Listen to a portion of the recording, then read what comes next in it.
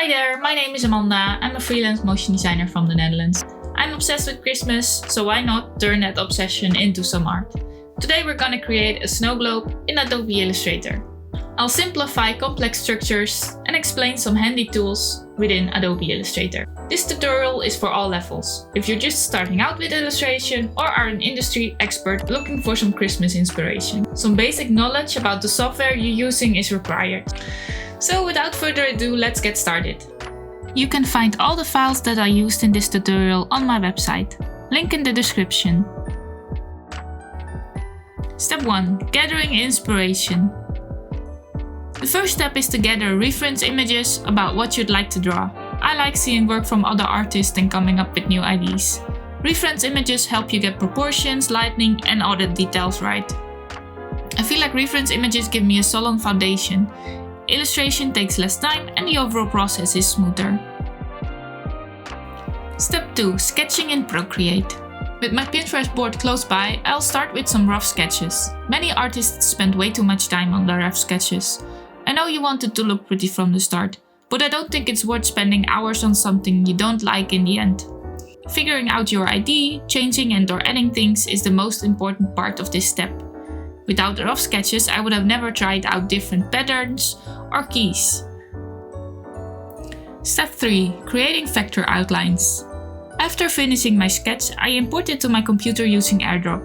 I place the sketch in Adobe Illustrator and add a 30% opacity to the layer. This way I can see my pen tool lines easier.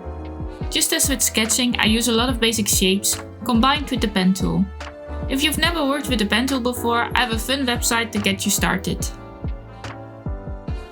Bonus tip, I create more artboards along the way since I want to keep multiple stages of my design. This way I can always go back and it's also handy for my portfolio.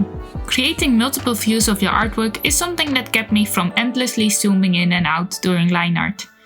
So let me show you how to create it. Click on Window and scroll all the way down. You see that you have one window open at the moment. If you click on New Window, you will open double window or double view of your illustration.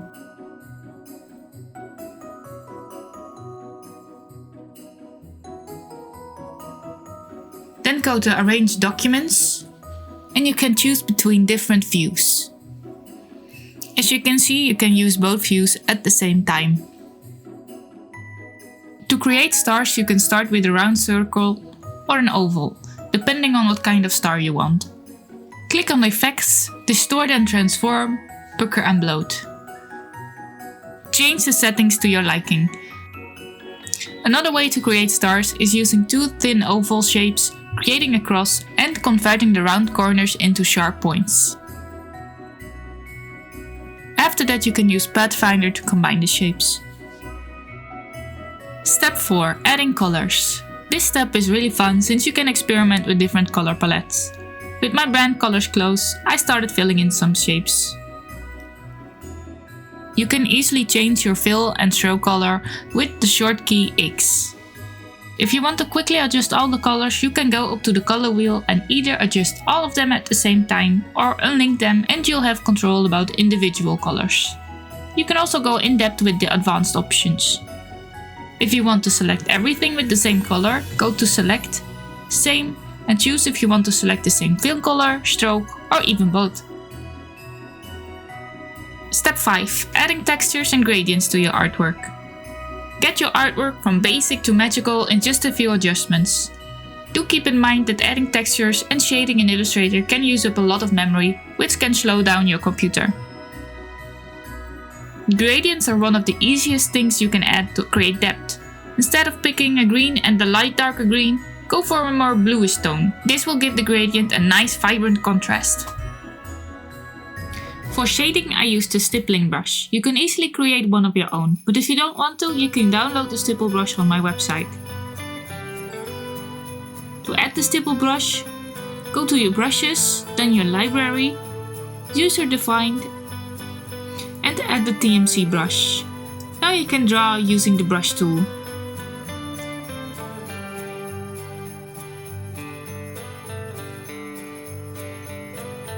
Adding brushes or shadows on top of your artwork might look a bit messy. I always use a clipping mask for brushes. This way the brushes stay within the borders of the artwork and my original art doesn't get messed up. I copy the shape where I want the effect to work on top of my brush. Select both, clicking right, select clipping masks, or you can use a short key, Command 7. Clipping mask isn't the only way to clean up your brushes. You can also select the draw inside button instead of the draw on top. But since I animate most of my drawings, I end up deleting the brushes anyway, since they don't work well when transferring it into After Effects. Have fun creating your own snow globe. If you post on Instagram, make sure to tag the Motion Club to get featured on our official The Motion Club Instagram page. Let me know what you think of this tutorial in the comments and hope to see you in the next one.